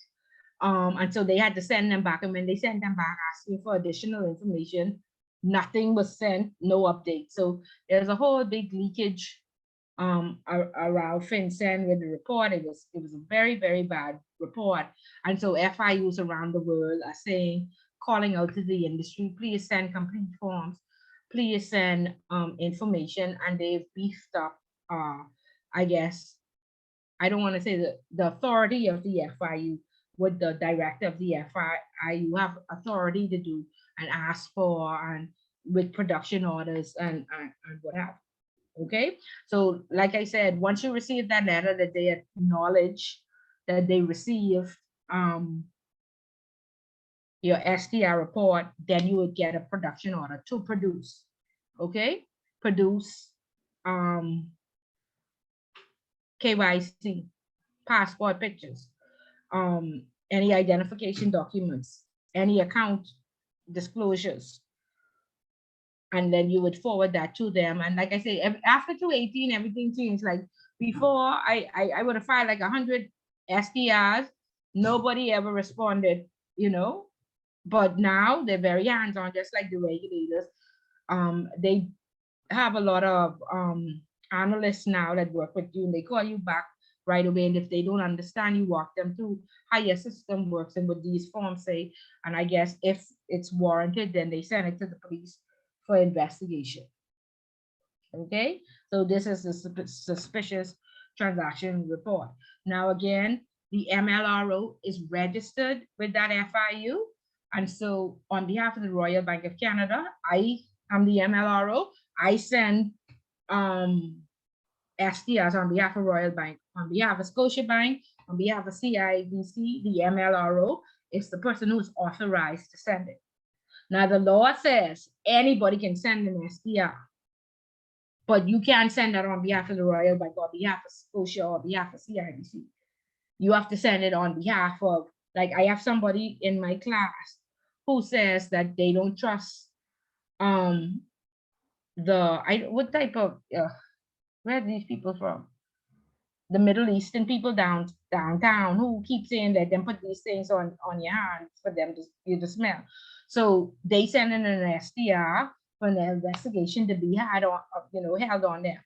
And then there was somebody else just before the case with the jewelry stores, where the CEO or the accountant and the CEO was killed. Persons were saying they knew of that, what was going on, and they were sending in STRs, you know, or STAs, suspicious activity concerning those jewelry stores. Okay, and then if you read the papers, you would see that there was a court case going on, right? And then 2 persons showed up dead. So you can send an SDR as a citizen of the Bahamas. You just can't send it on behalf of the company you work for. You could send it on behalf of yourself, or you send it anonymously. Okay, but don't go writing that Royal Bank of Canada. No, you will get let go for that. Okay, because each company has a policy that you must follow. Okay, so you have to follow your company's policy. And if you see that 90 is the managers or the CEO cousin or the MLRO cousin, so they never want send in this report on 90, you resign, because this company is now outside of your appetite, and then you go as a citizen, you know, send in this anonymous report on 90, having these accounts at a place you used to work. Okay. So, Good. Any questions? no, ma'am, I'm good. Okay, so back in the day, you know, there used to be the rules-based approach where first we said all transactions over 5,000, you must report. Then people complained and they deposited 4,099. Then we increased it to 10,000. People deposited 999. Then we increased it to 15,000. People deposited 1499. Okay, so we moved those thresholds and we moved to the risk-based approach where everybody creates a profile. Anything outside that profile is unusual. It has to be investigated, and then you fill out your internal unusual form or suspicious transaction reform that you send on to your MLRO, who will do an internal investigation, get all the information off the file, fill it out, and then send, you know, this STR onto the FIU, okay, to investigate. Okay, so we understand. Correct? Any questions? I'm good, ma'am. Okay. Okay, so that's suspicious. Anything that you read in the chapter that we didn't cover? I think a lot of this, ma'am, I mean, with the MLRO and some of the duties and responsibilities such as reporting and so forth, a lot of this is captured as just regurgitating in regards to intro. Because a lot of it basically was, when I read the chapter, I realized, yeah, this intro, and so forth. Yeah, but see, intro is just the foundation. And then intermediate is supposed to be a step further, and then ICA. And so what I find that a lot of persons who, when they write their papers, if they no longer have their intermediate book, they call and ask to borrow one, or they actually come in and purchase a whole intro and intermediate book in order to answer their questions. Because compliance is, like I said, it's very complex, and it's something that has to be practiced for you to comprehend.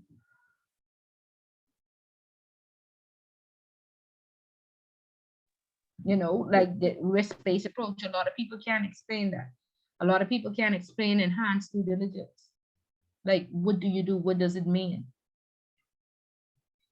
So yes, it's repetitive for you to practice, for you to comprehend, not remember. Okay, Julian? Yes, Ms. Bullitt, which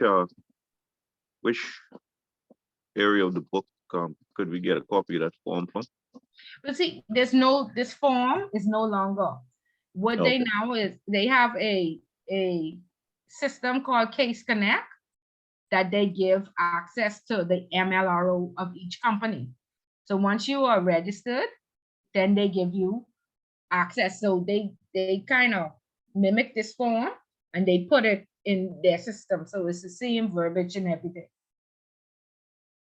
So they don't use this no more, but I just have these old copies. Again, that's what I'm saying. Start your library, because as you go through,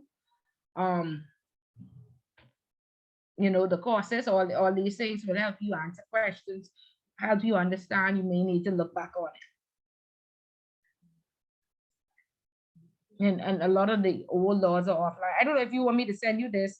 If you think it will be helpful to you, I can send you, but this is old.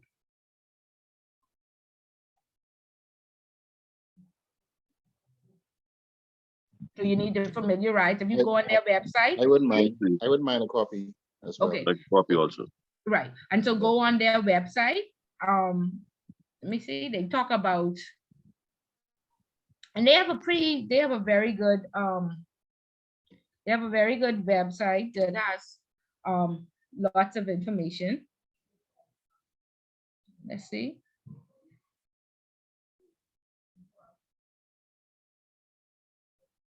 And so I would follow their website.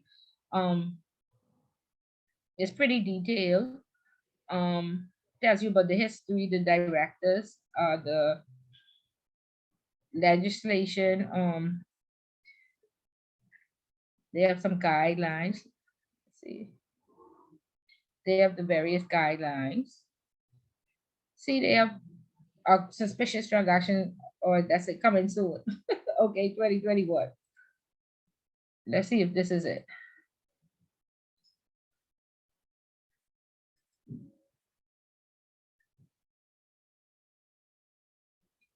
Okay, oh, see, this is 92 pages. And their previous one like this is where they had the form. See, are they really up to date?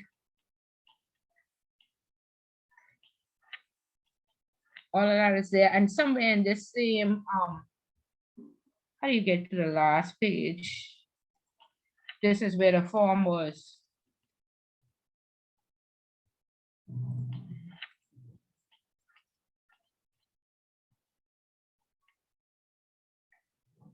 Let's see. Yeah, there you go. So you see where they put it? Y'all can see the screen, right? Yeah, it's really small. Yeah, but I mean, you could see make it bigger. But I can email it to those who want it, but that's where it can be found. So right in this, that says suspicious transaction report guidelines, it's in there, a 92-page guideline, right? It tells you when, okay, so there we go. So now that form and everything is embedded into their system called Case Connect. And here is the user guide. So this would tell you how the interface works and how it looks. This is how it looks and how to use it. And what you know. So I normally, when I'm uploading and putting in the information, I normally have to go to this user guide and see why I can't get to the next page or next step. So they walk you through it. Okay, so you can look at the user guide, and then the training events or training. And they tell you when their next trainings are and the cost of each training. Yeah, they have good information here. And see, this is where they talk about the Eggman Group. Of course, we all know who the Eggman Group is, correct? Hello. Yeah. Anybody How did you else get to that there? just now? International, okay. Yeah, international relations.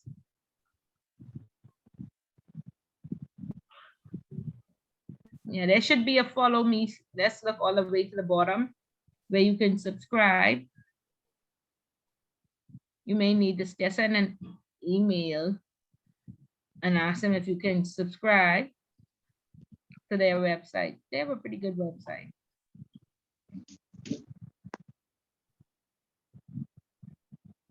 I also understand that they're supposed to be revising the FIU Act. I think it's 20. They sent out a draft version of it for consultation. So I think it's supposed to be the FIU 2022 Act or 2023 or something like that. Yeah, and So they, Mhm. go ahead. Yeah, so they'll be revising, I guess, some of their powers and stuff like that, and as well as, I guess, to give them more teeth to do more, or abilities. Yeah, to more do authority. more Right. authority. Yeah.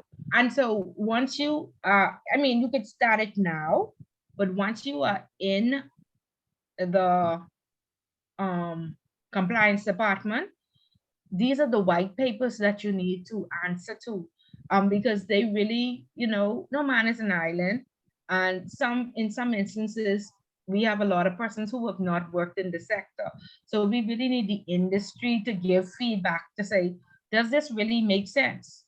And in terms of the FTRA, when they update, they say as soon as it's reasonable. If you have other persons around the world submitting a SDR 160 days after and not sending complete forms, you need to say this must be at least 30 days. Or I mean, you need to up that because people take advantage, or it wasn't a reasonable time frame for me to commit, to submit this SDR, like stuff like that. And like I work both in the industry of like the Canadian banks as well as the Swiss banks. And I've had Swiss people tear the central bank guidelines apart and say, this says shall and that says must. So of course, when they sent the white paper out, I said, please, you have to change this, because if it says shall, they don't follow it. They say, must is what is law. Shall is they're asking you to do it. I said, but okay. And things like verifying source of funds. It says you shall verify source of funds. So as far as they're concerned, we don't have to do that. How could you not? So there's a lot of missteps. So I want you to pay attention to the white papers, get used to how they look, and start to respond when you know that this makes no sense and this is gonna make your life and your job much harder. And when you are training people seem to think that they don't respect best practice. First of all, they only respect law. So it is very hard when you're working with, personalities, to what is best. But then they say, oh, Miss Bullet, you don't want us to make no money. Right? So yeah. So start to pay attention to them to make sure they make sense for your day-to-day work, or your life will be very hard. Okay? Let's see. Okay, Gerardo. Okay. All right. So any questions? Yes, Ms. Bullard. I was trying to look up the question for chapter 8. It said question for chapter 8, question D. What FATF recommendations relates to mandatory reporting of STRs? I just wanted to confirm, would that be only recommendation 20 and 21? I think it's 25 as well. I'd have to look. Miss Bulletin have all these things in her head, but I think 25 as It well. says transparency and beneficial ownership of legal agreements. Okay, then yeah. So then 20 and 21. Okay. Yeah. Thanks. And then Julian said he wanted me to answer question 4, Julian. That's correct. Okay, so let's look at question 4.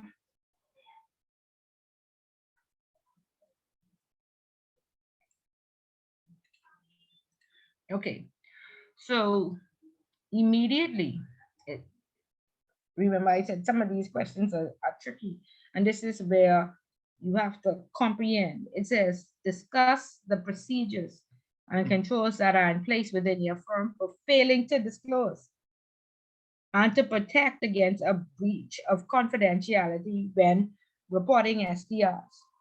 Okay, so 99% of the people that answer question 4 gives me an entire essay on SDRs. This question is about failing to disclose. So you should quote what the law says about failing to disclose, and then what your organization says about failing to disclose. Because everybody who works in the financial services sector, as a part of your onboarding to the laws that you sign off on, is knowing what the fine is for failing to disclose and tipping off. And if you're not signing off on that, check. I mean, if you've been working for your institution for a very long time, check to see if your HR documents haven't been updated to now include that. Okay, so don't give me an essay on STRs. Tell me about the fine. Tell me what failing to disclose is, and tell me what your organization does to ensure that the staff know what they should and should not disclose. And the breach of confidentiality. Remember, under the Banks and Trust Act, it used to be section 14, I think now it's section 77.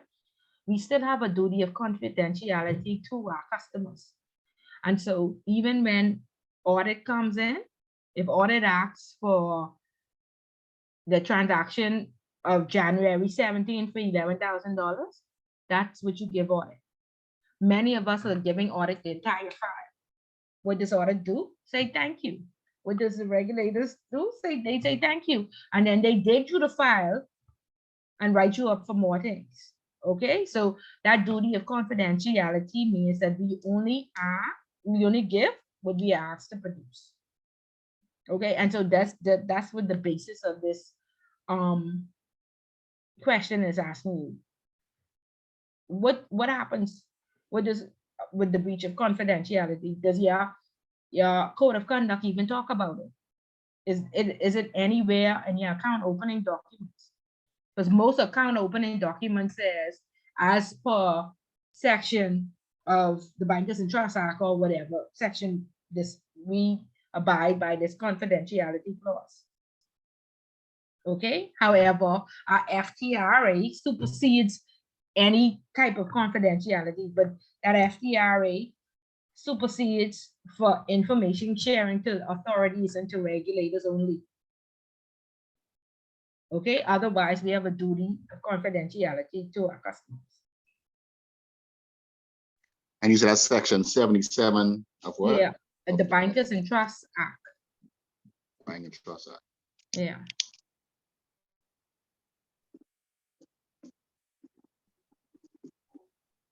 Okay, so that's how you answer that question. Don't talk about STRs. Talk about confidentiality and talk about failing to disclose. Every paper about STRs.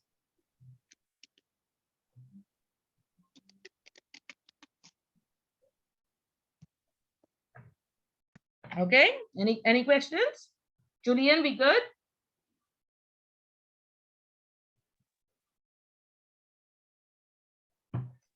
I'm good with that, ma'am. I'm good with that. Okay, great. Okay, so any other questions or concerns?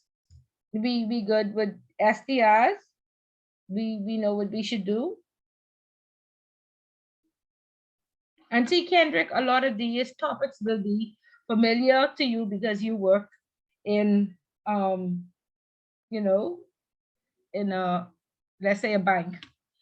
Julian and Eddie and Gerardo, Bria, the rest of them, this is, I mean, I'm sure they've heard about STRs, but I don't know if they know exactly how it works. Yeah, interesting enough. Interesting enough, Ms. Bullet, I had to do a training, online training today relative to the same AML stuff, but they're talking about the risk management, and also they dabbled in STRs today as well. Okay, yeah, because it's the time of year now. Everybody has to be trained before January or by January 31st for 2022. And so in February, like the first week of February, y'all can look out for the FIU saying any institution that has not trained their staff will be charged $10,000 a day per staff per day that they are not trained. And again, of course, in the commercial banks, we have people, they normally respect AML framework and trainings and stuff like that. Like a lot of persons are trained and they don't heckle the compliance officers and the AML they just go to the training. I have these people who work in offshore, they speak on me, Ms. Bullet, is it true that the staff will be, the bank will be fine? Do I have to go to this training? Because I was on vacation and I missed it. You know, they have a lot of attitude. So yeah, so you have to enforce it or the people just simply don't respect it. Yeah. Yeah. Well, I hope Miguel recording over the next, I think we're back on the 10th, right? Yes. Back on the 10th. Mhm. It's Christmas time, but I gotta go back over this stuff again. Just to become comfortable with it. Yeah, once, like I said, once you practice, you know, it resonates, it'll stick, and when you go to work and they say these terminologies, you would know what they're talking about and you know how to speak knowledgeably to it. Yes, ma'am. Yeah. Okay, any other questions or concerns? I think the FIU, well, I think they had a training today, right? I think that's what everyone went to the training, or did anybody, you know, I see they had a training for the day. Normally organizations like these bigger, they work to the bigger, more established financial services companies, and so they have in what do you call it, in company training, or they, you know, they have something online that they would attend. Some companies, some of the smaller companies will send their staff to the FIU for their training. But I know Scotiabank have a whole training department, so they go in right upstairs or right online to you know, get training. Yeah, company in branch, Eddie, they send you outside to the FIU and stuff. No. They don't have in branch Don't training. forget, don't forget, I'm not in that particular department. I looking at matriculating, hopefully to that section. But No, the whole company has to have annual training. No matter what department. Yeah, annual. Okay. Well, Yeah, annual AML. Every company in the financial services sector is required by law to have annual AML training. If you work in the wiring or SWIFT department where you send international transfers, you are required to have training twice per year. And so when the FIU is sending out this statement each year, your regulator would have already asked your compliance department to send them the list of employees and send them the list of signatures where persons would have acknowledged, and they share with the FIU which companies. Say they had 50 employees and only 40 was trained, and they only get 40 signatures. And even one year, the first year when they did it, they said, Miss Bullet, did you test your staff? I said, oh no, I didn't. They said, you have 30 days to send a test, and anybody who does not get 70%, they ought to be retested until they pass. Okay, so of course, I mean, some people didn't pass on the first attempt. 90% of the staff pass on the first attempt. On the second attempt, everybody passed.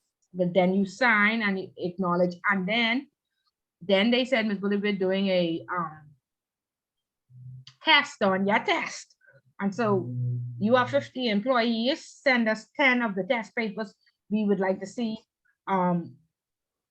what questions you ask and whatever. And so every year that's what they've been asking for. So they are on enforcement. Like I said, each institution now has a relationship manager, and that relationship manager is calling you at least once a week asking for deliverables. Okay, so they very hands-on. Very hands-on. Yeah. Okay, guys, I want y'all to have a blessed and safe Christmas, and I want everybody to return that gets lots of rest and spend good time with the family and love it on each other, and then get enjoy your days. Don't go raging and party so hard you can barely make it back. But do have some fun, and please be safe, and a prosperous new year to all. And I look forward to seeing you all again in January. When is the next class? Next On class January the is 10th. oh So the okay. holiday, the holiday should be that Monday, which would have been the 9th. So you should be well rested. Okay, And okay. then we come back on the 10th. You all don't go raging on the holiday and can't make it to school on Tuesday. Unless they are going to change the date. Now, you all have any word yet that they because I know my hairstylist, she was around when majority rule happened, and she's be upset. How dare they have the holiday on Monday? She's be protesting. And nobody heard anything about the holiday being on Tuesday, right? No, did they send? I think they sent out a list of the days. Yeah, the holiday is gonna be on the Tuesday. It is actually going to be on the Tuesday. Monday and Tuesday we have off. Okay, so if it is closer to the date, I will send you all that week before. We'll probably have to have class that Wednesday then. Anybody opposed to having class that Wednesday if the holiday is Tuesday? No, Oh, no, everybody. I'm good with that. I can need about 5 days of rest after toxins and destroy Bay Street, and I finish rushing to destroy the Valley Boys. Now, Julian, we can't win again. The Valley just drop out and come back, so we gotta appease them. They gotta have a win. That. So we'll be in 2024. Yeah, we have to appease them, because if they don't come back, you see what happened last time when they didn't come back. We had a pandemic. Yeah. So we can't afford another pandemic. They say, Julian, oh, we ain't coming back no more, and then we have COVID. Julian, we gotta give them this one, Julian. We ain't gonna fight them. We can just give it to them. Because if the Saxons win, that's it. That jungle will finish again. Okay, guys. So I can send you all an email closer to the date, and but you all be safe and have a very. What about the certificates for intro? Sorry, Bree, I didn't hear you. What about the certificates for intro? Okay, speak to Miss Dean. I know a few persons would have gotten them already, I believe. So. Oh, okay. Yeah, just send Miss Dean an email. BIFS. 325-4955. Okay, I'll call them. Yeah, they were supposed to close today, but Miss Dean will be right there. So just call. Oh, okay then. Yeah. All right. Thank you. Right there. Okay, you so say you offering her time. Sorry? I say you offering her time. Yeah, but they're catching up on some stuff. So if she send them out, she'll let you know. Okay then. Yeah. Okay, guys. So y'all be safe, and I'll see y'all in the new year. Good night. Okay, good night. Have a good evening. All right. Everyone. Good night. All right, take care.